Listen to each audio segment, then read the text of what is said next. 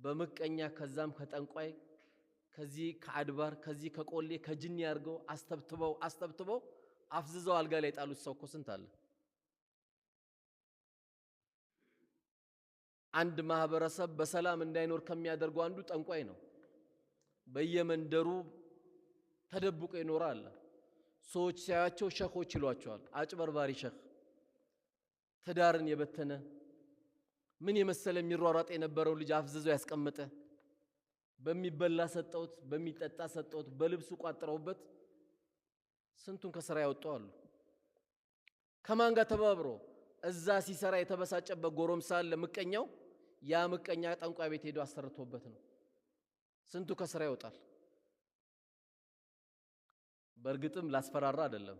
የዚህ መድኃኒት ሰደቃ ነው። የዚህ መድኃኒት ሰደቃ ነው።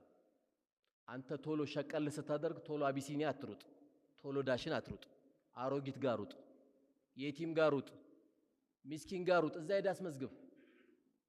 እናትን ደበቅ አድርገህ ስጣት፣ አባትን ሄደ ደበቅ አድርገህ ስጠው። ሸቀል ስታደርግ ቶሎ ሰው የሚሮጠው ቶሎ በል በዚህ አካውንት አስገባልኝ አትበል። ከዛች አካውንት በእጅ ደግሞ አውጣ። የሆኑ ሰዎች ሄደ ዘይራቸው፣ አንተና አላህ ብቻ የምታውቃቸው። ሄዳ አንኳክተህ ብትችል ፊትን ሸፈነ።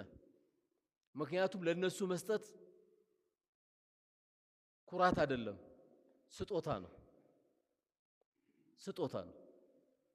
ያ የተንሻፈፈች ጫማ የምትለብስ አሮጊት ካለች፣ ያ የተንሻፈፈች ምንም ልብስ የሌላት አክስት ካለች ኃይለኛ ዝግ እንደዘጋ እሷ ጋር ሩጥ። አክስትም እናትህ ናት።